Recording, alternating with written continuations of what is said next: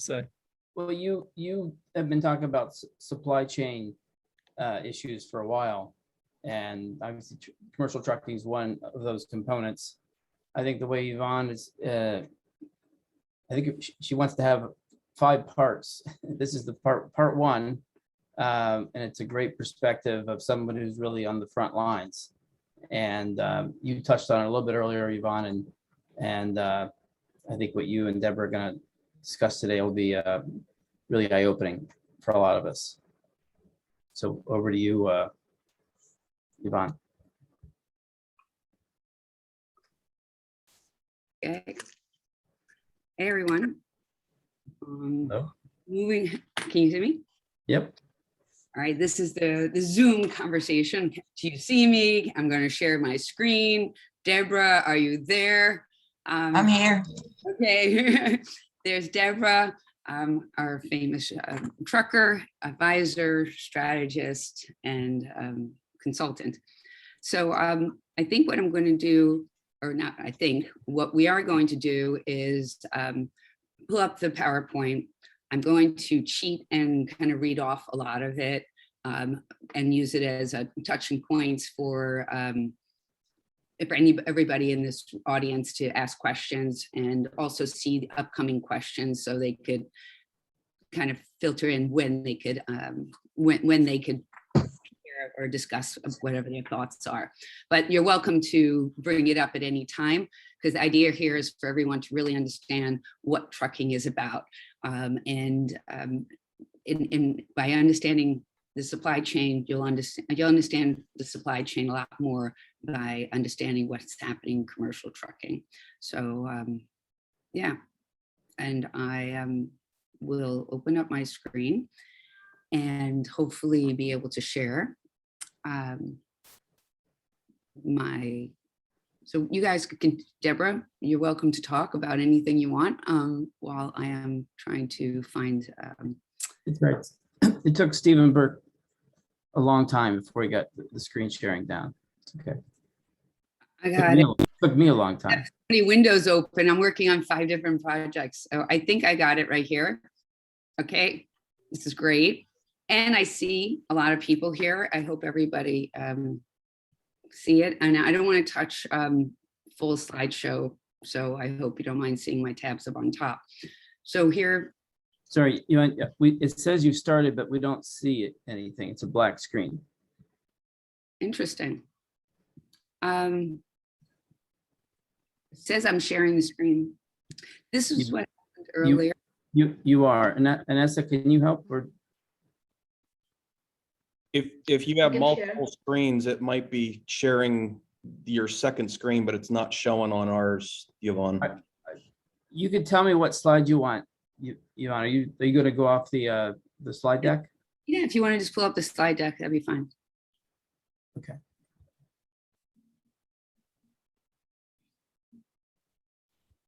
That's great.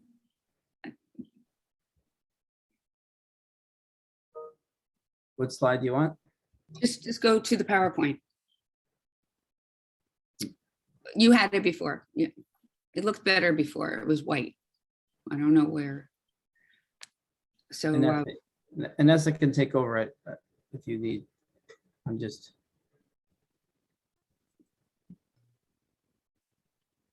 Here it is. Okay. And it just may need to be a little larger because I may not be able to see. Okay, so all right, so it's good. We'll just next slide. So obviously this is commercial trucking deep dive from the trucker's perspective. And the next slide. This is going to be part 1 of a growing series, which is a really important discussion. And right now it is purely trucking. We'll break down the fundamentals of trucking industry, who the people are behind the wheel of a commercial truck. Deborah Desario, owner operator, is here with us. And again, it's interactive, and the community is invited to ask questions. Once I go, next slide. Once I go through and we watch the video on on Deborah, then it will be less scripted and more flowing. Okay. So I guess everybody who doesn't know me, I am a strategic family office regenerative investment and philanthropy specialist, and a business development investor relations professional. You guys could read the rest of that. I have a series 7, 63, and 24. I'm mostly proud of a lot of my leadership projects. I have now a letter of support from the Queensborough President's Office to set up the vertical farm. I chair philanthropy, Impact Wealth magazine, and advisory board. So it keeps my network of ultra high net worths very close to me. Next slide. Okay, so why am I moderating this? I'm actually a strategic partner in different initiatives, and this was an equity investment and participation in Lane Honey in 2015. It was an early stage company and marketplace for trucks on demand. This is a really great, incredible issue right now, even, and it hasn't been solved. The project was on its way to being solved, but multiple reasons we didn't continue. So, but for that reason, I had a lot of experience with the trucking industry, building out the brokerage desk, identifying how to create fluidity for the truckers. Deborah was one of our consultants to our company, helping us give a deep dive view, deep dive pun, of what the trucking industry is. And I spent a great deal of time at truck stops. I once called a lot lizard. That's what women who are on the lot are called. It's a great community, and one that once you experience, you'll really appreciate. Next slide. All right, so this is the important part. We're going to go down these bullet points about Deborah. I have 3 parts to this overview of her. And why is it important? Because you should know who the person is who's going to be able to answer those questions that you have. So here it is. She's Deborah Desario is owner of Walkabout Transport, and it's an independent carrier, a commercial trucker. So she actually drives the truck herself. She has 21 years of experience. She's a public speaker, advisor, consultant, board member, strategic problem solver, change manager, and visionary executive. She has expertise in federal motor carrier safety regulations, conducting DOT safety, compliance audits, designing programs, policies, and procedures for major companies. She's affiliated with Owner-Operator Independent Drivers Association, which is everybody basically is. And she was here, she's a member of the Motor Carrier Safety Advisory Committee, where she was nominated to Driver Subcommittee of 25. She was chosen to help bring out issues of trucking and safety related topics. She's a board member of Real Women in Trucking, and an organization for women truckers, focusing on a lot of topics we'll address later on. Next slide. Oh, no, you skipped one. Or we lost one. We lost a slide. We lost a slide. There's one slide in there that has all the accomplishments of, it goes back up. Right here, no. So somehow scroll down. No, up, I'm sorry. Yeah. So there's supposed to be 3 slides. There should be a slide right after Just this. just above that one, maybe. No, it's not there anymore. It's disappeared. All right. All All right, we'll keep it moving then. Well, okay, we'll have to find it. All right, so basically, Deborah will talk about all her accomplishments, because in that particular slide is the information about the film that she was in, Autonomous with Maxwell, with Gladwell, and others, and also her awards as being Woman of the Year, Trucker of the Year. The only thing you're going to be able to do, Nessa, is to go back in history to get back that slide. I can probably just rattle it off. Yeah, that's Okay. okay. Move on. Okay. All right. Well, I'm Deborah Desiderato, Walkabout Transport. I've been in trucking pretty much all of my life. Before I was a truck driver, I was a safety manager for trucking companies. I was 2019-20 Driver of the Year for OIDA, NASDAQ, which stands for National Association of Small Trucking Companies. I'm on the Motor Carrier Safety Advisory Committee on the driver panel. We bring the safety issues to the federal motor carrier, try to resolve some of those issues. And a big one of those is the truck parking situation right now. We're experiencing a lot of issues in the industry right now, and many of them do affect the supply chain. It's not just the disruptions in China and the labor shortages, but we're having problems getting parts for our trucks when they break down. The price of used trucks is through the roof. I've never seen the prices so high. They're 3 times more than they were a year ago. Many of the used trucks now cost almost double what they cost brand new a year ago. So maintaining equipment is crucial right now because the parts are so hard to find. And that kind of trickles down to being very selective of where we go as truck drivers and what loads we take. Many of us independent carriers, which is pretty much 80% of the trucking industry, are 1 to 6 truck outfits. So 86% of the trucking industry is owned by small trucking companies and independent carriers like myself. So we're having great difficulty keeping our trucks on the road. Not to mention the price of diesel fuel right now is anywhere between $4 and $5 a gallon. And there doesn't seem to be an end in sight with that. So, you know, we're having quite a few issues. This is an industry I started at a fairly young age, and it's pretty much all I've done. But I've done many aspects of the trucking industry. I've handled DOT compliance, safety management before I was even driving a truck. And it's not an easy industry to be in. The regulations just getting piled on us. More and more regulations. I think we're more regulated now than the FAA.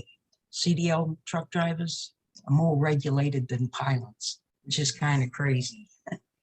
So anyway, it's an industry that I love. It's pretty much all I know. Yeah, I was in a film a couple of years ago called Autonomy. I think that's still available on Netflix and Prime Video. I won a 2020 Trucking Industry Trailblazer Award with the Real Women in Trucking. I have all my truck endorsements, Transportation Workers Identification Card. I'm also a FEMA transportation service provider. So when there's federal disasters, I jump into high gear, jump in that truck, and they eliminate the regulations for us during disasters.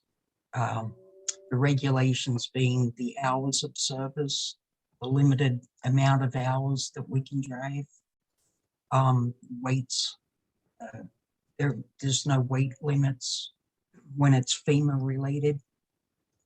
So pretty much we just jump in our trucks, all us down to Florida to the hurricanes, usually is what it is, with water and MREs, which is meals ready to eat.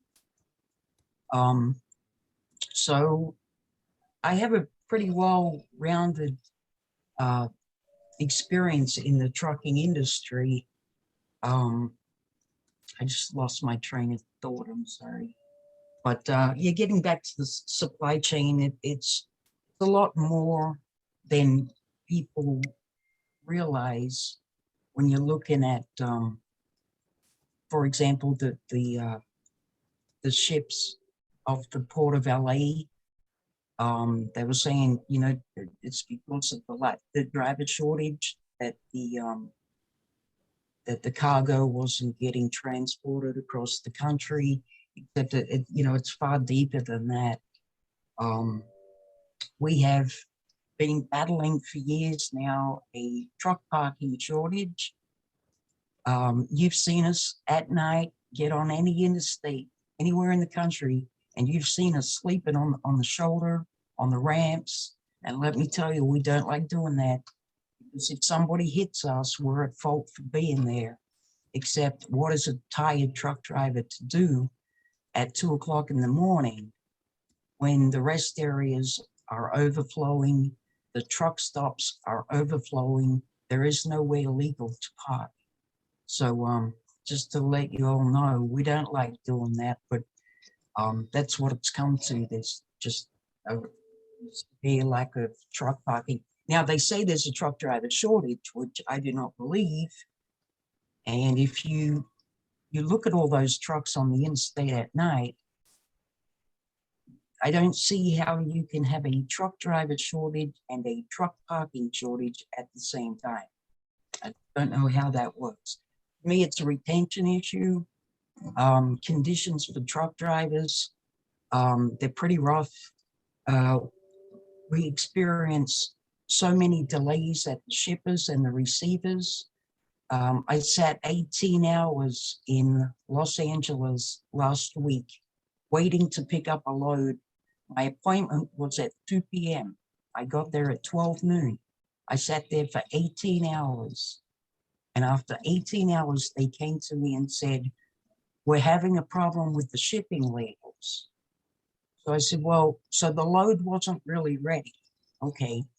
They said, "But the country where our labels come from is Australia." I'm Australian. And because of the time difference, they couldn't communicate. That's a very common issue. I had to cancel that load and go find another load. So that happens every day. We're uncompensated most of the time for those kinds of delays. And that also contributes to supply chain issues. There's 3.5 million trucks on the road. There has been for years. That number doesn't fluctuate very much. So That's a good segue. It's a good segue to show everyone basically what the DAT board looks like and how a load gets scheduled. okay, yep. I'm sorry, I was just rambling on. Okay, a typical day, well, for me as an independent truck driver, wake up in the morning, I look on a load board. It's called the DAT board, DAT. It used to stand. It's on this. Can maybe they could, Vanessa, can you flip through to the screen? There's down further with like a day and time, which we could go down further. Skip all the pictures. Okay, so a little bit more right there. The next one. So here, how does all this work? How to get a load? Okay. So typically, most small carriers like myself, we contract with a broker to find out freight. So the big shipping manufacturers, they don't want to deal with 3.5 million truck drivers. That's a lot of people to deal with. So they outsource their shipping to brokers. And then as the carrier, we would call the broker, or we would use a load board or the DAT board. That used to stand for dial a truck. That was back before the internet. The DAT board is the leading load board in the USA. They post about 800,000 loads per day. So That's they, you know, yeah, they have the market share right there. Many of the brokers have their own load boards as well. It would take all day to be on, you know, a dozen different load boards. So like I go to the DAT board because it's like one-stop shopping. It's got the majority of the freight on there. And there's a better chance that I'll find something on that board. And Yep. and maybe explain to them how challenging it is. You could actually find a load, but let's say you're in Ohio, but the load has to be picked up by a certain time at a certain location, which is X miles away. And so you're literally looking, if you go to the next screen, next one, I guess, there's some, yeah, this is what the load board looks like. So you have over here, the first column, all the different loads, and then you have to look at a map to find out how far away from you the load possibly is, because you have to take into consideration not mileage, but actually road situation. And then the DAT board is an extra cost for all these people, for trucker drivers monthly or yearly. Well, when you're doing this for a long time, you pretty much know the whole country, where all the towns are. So I get to skip the map part for the most part of it. But yeah, there's different levels of service, subscription levels here. You definitely have to find, can we go back up to the how to, and I'm next one up. Okay, sorry. I just wanted them to see what the load board is and the challenge there. Go ahead. Right. So we find a load on the load board, call up the broker, and then negotiate a rate. And the broker buys the load high from the shipper and sells load to the carrier, or at least they try to. Problem is when diesel fuel is $4 or $5 a gallon, it's a tough negotiation now. So then, we agree on a rate. The broker sends us a rate confirmation, so it's in writing, and we go ahead and pick up the load. And now we're restricted by an electronic log that is plugged into all of our trucks. It's plugged into the electronic control module in the trucks, and it will monitor how many hours you're driving, what speed you're driving, and how many miles you've done each day. And it's like a clock. You have to, you're allowed to drive up to 11 hours. Once the 11th hour hits, you have to shut down for 10 consecutive hours. And then your clock restarts again. So when you have these like 18-hour delays at shippers, by the way, as soon as you move your truck each day, that clock begins running and it doesn't stop. You cannot stop the clock. So if you drive to a shipper and find the load's not ready, you might have drove 100 miles to get there. So that's 2 hours. Now you're sitting around waiting to get loaded. It could be at 8 hours before you get your load. Now you've only got 3 hours left to drive, so you really didn't get anywhere that day. There's that's an issue, but that's the federal regulations restrict us to those hours so that we don't fall asleep behind the wheel. And then that's pretty much how finding a load works. And then once it's delivered, you send the proof of delivery back to the broker and submit an invoice and hopefully get paid. Usually you can get paid. But we have a lot of delays, between, let's say, Los Angeles and New York, which is about a 5-day run. All kinds of things can happen during that time. I've seen fires, mudslides, snowstorms, ice storms, you name it. Interstates can shut down in a heartbeat, accidents or weather. So that 5 days could easily turn into 7 days, sometimes 8 days. Now, all of those delays, the truck driver doesn't get paid. That's just acts of God, that we just have to deal with. Right. You negotiate the price, the rate based on price per mile, dollars per mile. So you get paid by them. Yeah, you pretty much, you need to know your cost of operation. So it costs me pretty much $2 a mile. That includes fuel, insurance, permits. If there's any tolls, that's extra, but it pretty much costs $2 per mile to run a truck, just to own a truck and drive it. So whatever I get above that goes towards my salary or profit. And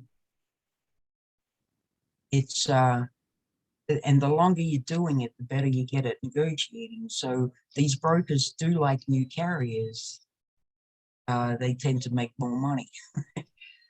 And does it usually take, it takes about 10, you have to go to the load board and you have to make at least 10 random phone calls to brokers. And we're not talking about people who've been doing it 22 years like yourself, but Right. maybe somebody's been doing it for 3 years, 5 years. They haven't built in all that knowledge yet. But even yourself have to mix. You literally drop off your load, or you start your morning and you start dialing for your load to pick up, and then you have to negotiate pricing back and forth. I've been on some of these negotiations. It was a 5 phone calls back and forth between the one broker. I think we were doing a load pricing for you. We were testing out how to negotiate a price for a load, and they didn't want to. It's like literally haggling, and then you have the paperwork. So everything's happening in the truck of the truck driver. And to fast forward, once they've dropped off the load, the process starts again, where they have to literally, yeah, because it depends on where they're located and where they're trying to get to. And That's here, right. If you find yourself in Miami, you're probably not going to get a load out of there. And if you do find something, it's going to be very low priced. If you're lucky, it will pay the fuel to get out, maybe get up to Atlanta, which is a little more profitable area. So it's a matter of knowing the markets, supply and demand. If you're pulling a reefer and you're in Washington State when it's apple season, you're going to get some pretty good rates out of there. But if you're pulling a reefer and it's not apple season up in Washington, you can't expect any good rates. So it's there's no book on this, but it's really knowing the market, where the freight is. For example, right now, Los Angeles is out of control. I could book a load in 2 seconds in Los Angeles. I wouldn't have to make 10 phone calls. I'd negotiate, I'd get my rate on the first phone call. But if I'm in Miami, it could take 20 phone calls and then I still deadhead out of there. Deadhead means I have no load in the truck. I'm just wasting fuel getting out of Miami to a better freight market. right. Yeah, Yvonne, did you see the question in the chat? no, go for it. The question to Deborah, I think, from Levine. You can ask it, or I can just read it. You go ahead. Go, Mark. How probable? is a scenario where a trucker is at one location, there are no loads available, or a load is available 1,000 miles away. And what do truckers do in this case? The load that's 1,000 miles away, if it's worth deadheading to, like driving empty to, I will go in a heartbeat. If I'm stuck in Denver, that's another bad freight market. I know if I'm going to take a load to Denver, then I'm going to do what they call taking my backhaul with me. So I'm going to price it so that I can get out of there empty to the next good freight market and cover my fuel cost at least. I've done my time spending days sitting in my truck at the steering wheel, flipping through loads, and only to learn the hard way that Denver is not a good freight market, just like Miami, just like Seattle. So pretty much it's the edges of the country except for Los Angeles, and the center, Denver. Not much industry in Denver, I think. Yeah, so that's the most important thing. It's just like certain locations you drive to, there isn't anything to take. They're not making anything or producing anything, or doing anything. So you have to, truckers need to get compensated for that. I just wanted to take this moment to say that this is a good segue to talk about this we're talking about truck drivers, parking, and all these things, and everybody's brain, I think, in the back of their mind is saying, oh, autonomous trucks are going to be the solution. But unfortunately, the autonomous trucks are going to have the same situation. They're going to have deadheads. They're going to still need to look for a load. Deborah, you had told me, we talked about autonomous trucks. Those are probably going to be big players like FedEx or Walmart that have like steady lane. A lane is a starting point and an end point. That's called a lane, and they're more likely to purchase. So yeah, I think UPS is running a lane from Tucson, Arizona to Houston to Dallas and back to Tucson with a autonomous semi. It's through that company, Too Simple, I believe. And UPS, UPS doesn't have to look for a load because they're UPS, like FedEx. They have their own freight and they have so much of it. So I can see autonomous trucks working well with companies like that. Walmart also, because they don't need to look for freight. Walmart's going to, let's say, Tropicana, the orange juice manufacturer in Florida. Now they will get a load out because they're Walmart. So that's their backhaul back to the distribution center. So Walmart could take a load to from the distribution center, let's say Jacksonville, Florida, down to Miami, and they'll get a load of Tropicana orange juice coming back to the distribution center. So companies not like that are not doing broker work like what I'm doing. So I can see them succeeding with autonomous trucks if they're safe, if they don't crash, Okay, so let's move on to can we scroll up to some images and some and maybe here somebody has a question, Luke, with NASFTA being replaced with USMCA free trade agreement between Mexico, US, and Canada. Has this helped or complicated the trucking and shipping? I think it's complicated things. Safety, number one. Trucking companies from Mexico are not held to the same safety standards that we are in the United States. I don't know a whole lot about it. I'll be honest. But I think if we're all going to be on the same roads together, we should all be held by the same standards. Sorry, my Right. phone's going off. Sorry. Yeah, no, go ahead. So let's move up.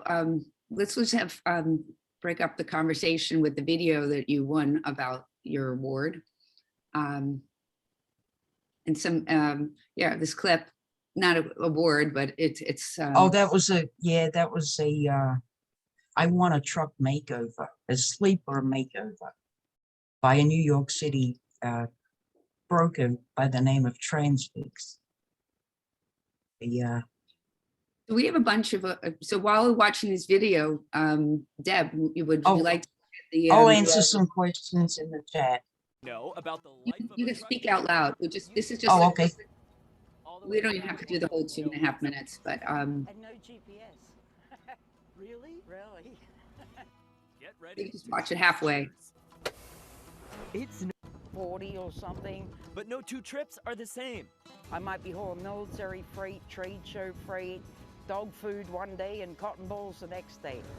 In fact, 80% of U.S. communities depend solely on the trucking industry as the only means to deliver their goods. The pandemic percentage of fighting hard. trucks on the When road it that hit, it put corporate me out of work for owned about 3 versus months straight. independent. Not Wait, to wait. mention the bus stops and restaurants I'm closing sorry. that truck You want me to drivers wait? rely on Okay. for food. Which is why Transfix, a transportation solutions provider, decided to thank one lucky driver in a big way. The lives of drivers is so difficult, and they deserve so much respect for what they do.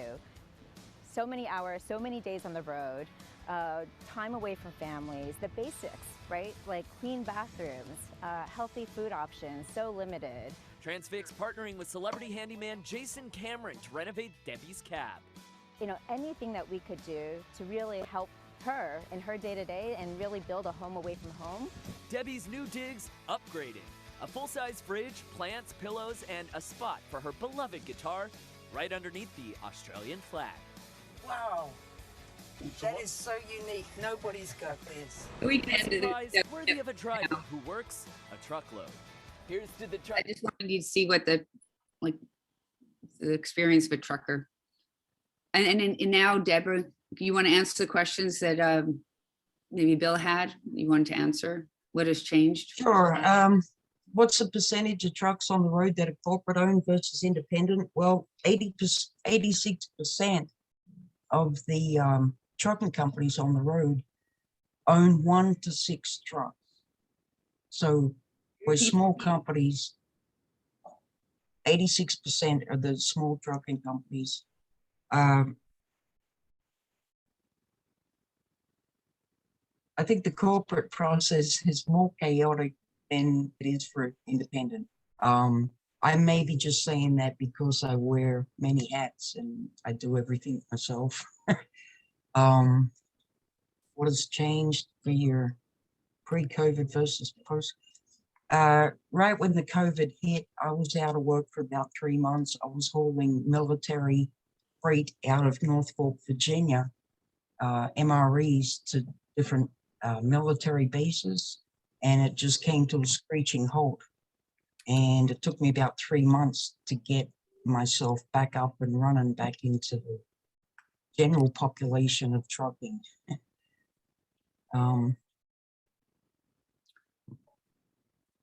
Yeah, and has technology really kept up? Anne asked.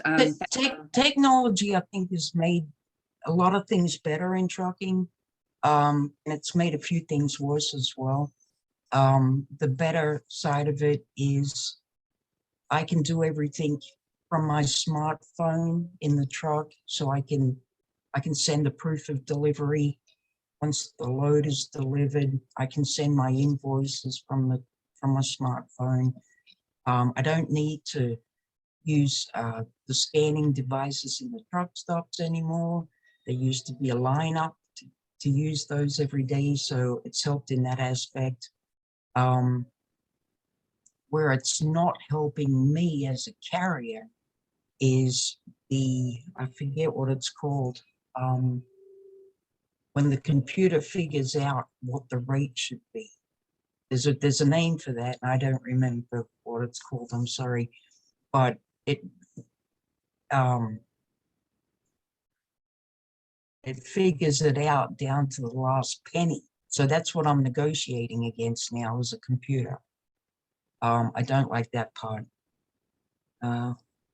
So what's that? What does that mean? Like, because you, It's and then, I wish I could remember the word. It's where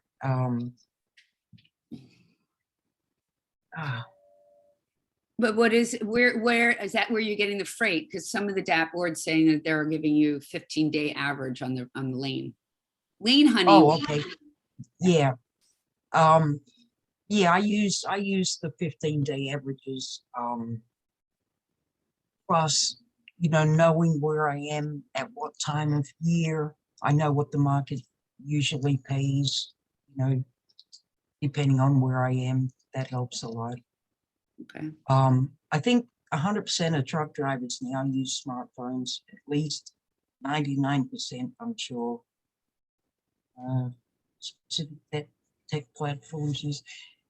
Some truck drivers use an app called Trucker Path or Trucker Path that gives them like fuel stops and truck routing. Another one is called Trucker Tools. There's actually a bunch of them out there. Okay. Trucker Path is one of them. Okay, so let's go scroll up and then look at some pictures. I know that people will be ending shortly, unless somebody wanted to ask more questions. I think that this is Deborah's truck.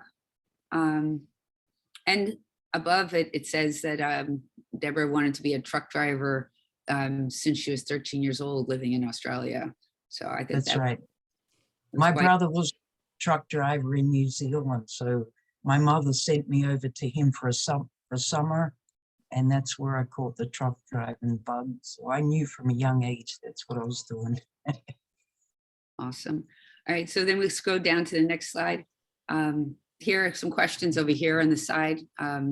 Luke, is there a logistics coordination company that does most of these services for independent truckers? Yes, but they charge fees on top of those fees. At least when I was. So it's still antiquated. You still need to do a lot of negotiating, connecting, averaging price, because then you have the other person who's willing to do it for 50 cents less, or they're closer to the location, or they don't want to go to Virginia, and or you don't have a reefer. You need a refrigerator truck versus a dry bed. I had a situation like that where I had a broker in Ohio who had a load every Wednesday and Friday from Ohio to North Carolina and Virginia, which are really bad locations to drive out of. And a Friday is even worse because Fridays it's the weekend and you're not getting a load over the weekend. So I was kind of clever where I found a trucker that lived in the vicinity. So it would have benefited him because it got him home. But, everybody's stressed. You have to have the truck. You have to have driver in your location.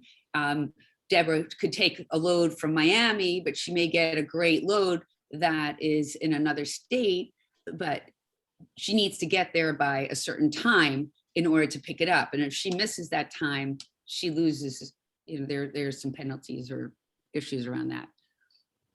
So correct me if I'm wrong. No, that is the truth. Yeah. Right. And so the answer to, is there a logistic coordination company that does most of these services for independent truckers? We had said there's some dispatch companies that have been popping up in the last year or two, and they, for a fee, they offer to do your back office work, like file your fuel taxes and send your paperwork back to the broker.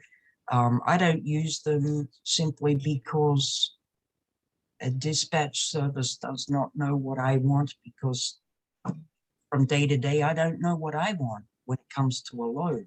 You know, do I want to haul cotton balls today and concrete tomorrow? You know, so I can't expect a dispatch service to know what I want, but they do include back office work in there. A lot of them charge 5%. Some of them try to charge 7%. It may work for like newer truck drivers. It wouldn't work for an old time truck driver like me. Right. So that's a lot. That's also another point. Trucks have different weights, and so you could only carry so much. And the problem with the trucks themselves, the wear and tear on them. There is some artificial intelligence. Are any companies using artificial intelligence to help the two sides of the market, drivers and shippers? I think that's what I was trying to say before when I was saying the computer figures out what the rate should be right down to the last penny. And Uber Freight is one of the companies that use that. The word is not artificial intelligence, and it'll come to me, and I'm sorry, I can't figure out what the word is, but when I see a load that pays $1,121.39, I know the computer figured out that rate. And I won't even call on the load because I want to talk to somebody. I want to negotiate the rate based upon, you know, where it is, where it's going, what the weight is, the weather, all of those things. So I don't like when I see artificial intelligence used in determining rates. When it's used in other aspects like safety, like some of the safety features we have on trucks now, when it's working, it's great. But I had automatic headlights on my truck that would dim automatically when there was an oncoming car at night. However, it got confused when it saw a speed limit sign because that sign's reflective. It thought it was headlights coming at me. So every time my truck came to a speed limit sign at night, the headlights would dim and I'd have to put them back on again. So, I mean, I think we're still a long way from perfecting little things like that. But one of the, staying on that subject for a minute, one of the things that concerns me about autonomous trucks, not just trucks, but cars as well, is when I drive through a plague of bees, let's say in El Paso, Texas, I practically need a jackhammer to get that stuff off the windshield. It sticks like glue, and I'm concerned about the cameras, the camera lenses that are gonna be the eyes for these autonomous trucks. Good. Yeah, a little, little windshield wipers would be great, except it takes a lot more than that in real life. I mean, I got to get up there and scrub that windshield 3 or 4 times a day every time in the summer. So I know how bad it can get. I can drive from Los Angeles to Houston, and the front of my truck is like a blanket of bugs. It's so thick, it's like a blanket. And it's covered my headlights. Right. So there's the autonomous trucks. So so we're just like throwing in some ideas about, autonomous trucking is really great, but there are all these other details that are going to be needed. Correct. Yeah, I'm going a bit off track there. I'm sorry. We're just moving along right now. It's actually, also, I just noticed also for those here online, because I people are interested in artificial intelligence and blockchain. I know I'm working with Deborah. I remember when you were doing a FEMA run for Florida, was some major devastation, and you were sitting in parking lots with all these truckers with tons of loads of water, and nothing was being organized. And that's where I first learned about blockchain, because when I read about another broker or a trucking company was talking about the importance of blockchain during a FEMA incident, particularly because all these trucks nobody knew where, everybody was in disaster mode and nothing was moving. You were out there for like 5 days in the middle of no place. 3 weeks sitting on the tarmac in Montgomery, Alabama. 3 weeks. Yeah. 3 weeks. Yeah. So- Before we got the go ahead and go in after the storms. But we were also waiting because it wasn't just one hurricane. They were just rolling in one after another. So they had us wait there at Maxwell Air Force Base in Montgomery, Alabama, 3 weeks on the tarmac. Yeah, so that's a combination of artificial intelligence, weather, blockchain, and bridging all those potential disasters and keeping everyone moving instead of paying everyone for 3 weeks to sit out on, which was probably really great, a community. Yeah, and so those are the 2 points I wanted to make, how important blockchain is for freight and these situations, and artificial intelligence can be good, but there are challenges around that when it comes to all the pricing. Like it's as like what we all know when we call up a chat box or automated support.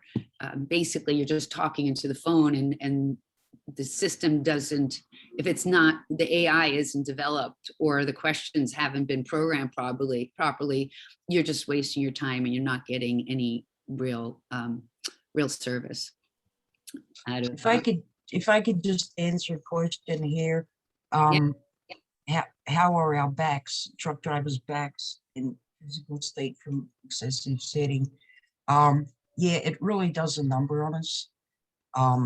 I try to get out of the truck every 2 hours, even if it's just for a 5-minute stretch, and walk around the truck, kick the tires.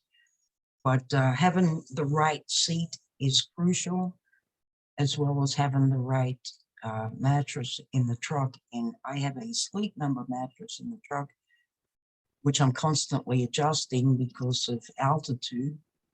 And that's the only thing that seems to work for me. But a lot of truck drivers do have back issues. You can pull into a truck stop and just watch them get out of the truck, and you'll see how much pain they're in. You really need to spend like $2,000 on a seat and change it every year or every 2 years. But it also comes in lifestyle also, because when I was in those trucking parking lots, we were making a joke that we are going to come up with some workout routines. And on top of that, the food at the truck stops are pretty bad. There's all like processed white food and Exactly. Yeah. really bad.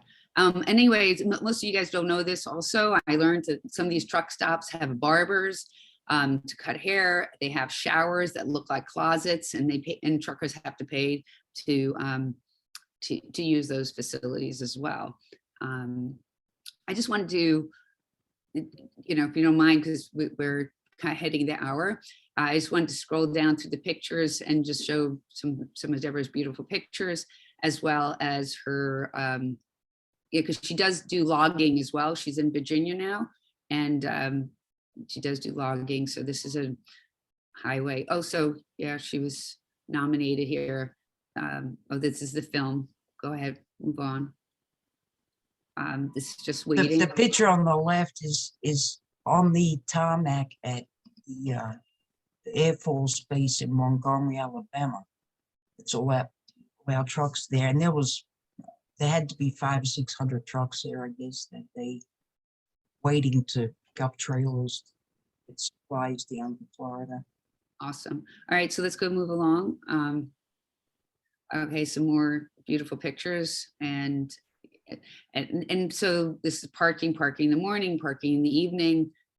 Move along, and you can see how big her cabin is over here. This is like a whole back room, and this is water, also a FEMA delivery, coincidentally.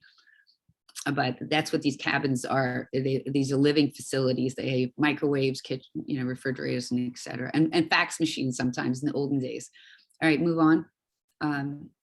So this is also a really fun fact. Most most truck drivers, 40% of truck drivers have pets. And this was Deborah's pet. And unfortunately, Bubba died last year. So, But he peed in every rest area in the United States. yeah. And I actually met the woman who has the parrot. I don't know if there's more than one, but she had parrots in her truck. So ideally, the cat is a better pet versus a dog, because a dog needs to be walked. A cat could be happy in a cat litter box. So yeah, basically that's it. And if anybody has any questions about real truck compliance issues, or here's I'm reading off the chat over here. How does Walmart, Costco, and just-in-time manufacturing work in the system? Are they internally run and essentially exist outside the independent trucking ecosystem? No, they're all. That's correct. They're internally run. I can't speak a whole lot about them. I've done Walmart loads during the peak season, like Christmas time, and worked like 7 days a week for them, keep going back to the distribution center, pick up another load, help them out during their peak season. Same as Amazon. They're like, that's a whole different world from what I do independently. They have their own transportation managers in there, and most of their freight comes to them. They don't have to go looking. Yeah, but also sometimes they the truckers do lease a truck from maybe a Walmart, and then they get paid. So maybe it's not They a lease- Walmart. Yeah, they lease onto those big companies. Yeah, they'd be known as owner-operators, where they lease on under a contract and they run exclusively for Landstar is a good example. Company is asset free, but they have something like 9,000 trucks. They don't own any of them. The owner operators own them. And those drivers use Landstar's own load board exclusive. Right, but also there are those who people don't own the truck, they lease the truck. Oh, as a lease, yes, correct. Yeah. Yes. And some lease a truck with a maintenance plan, like from Penske, for example. So they'll pay something like $6,000 a month. It's really expensive, but it comes with tires every however many miles, and service intervals. Everything's covered under that lease. Okay, so that's pretty awesome. So we're at the 12:30 mark. We've been talking for about an hour here, and just wanted to end the conversation with any last questions. Anybody want to jump in and speak about any idea they have or any thoughts? If anybody wants to talk to Deborah a little bit more about if they're launching and this is not a pitch for anything, it's just that it's so rare to find people who have this kind of experience and know all the people in the network. So if you're launching a trucking company, advisory service, or autonomous company, Deborah is available to talk about ways that she could support you through consulting. She's also part of 361's advisory committee, advisors. So you could go through Mark actually, and Mark could help you contact her as well. So yeah. And I threw it up on the screen. Yeah, so there it is. In the chat as well. Right. It's in the PowerPoint everybody's gotten. So, and also Mark, like I said, she's also listed into Mark's app, and I think is a part of the services group. So there were a lot of things we didn't talk about, but here's somebody had a last question. Fluid also has a leasing program where drivers work for FedEx, UPS, mainly Amazon. Yeah. So here's Deborah's information here. Yeah, but they're salary jobs and they are all really great. They're just different ways. So just, this was an idea. The idea of this conversation was just to see how loads are sourced, the different organizations, the challenges, and how autonomous trucks will still have a ways to go unless they're one of the larger corporate players. So, yeah. Anything else? Thank you, Jen. Thank you for letting us. Yeah, thank you, Yvonne. Thank you, Deborah. Thank you for letting me ramble on. Thank Yep. you very much. Good information. Yeah, this was useful. Well, We appreciate it. good. All righty. Well, good talking to you all. Okay. Bye-bye.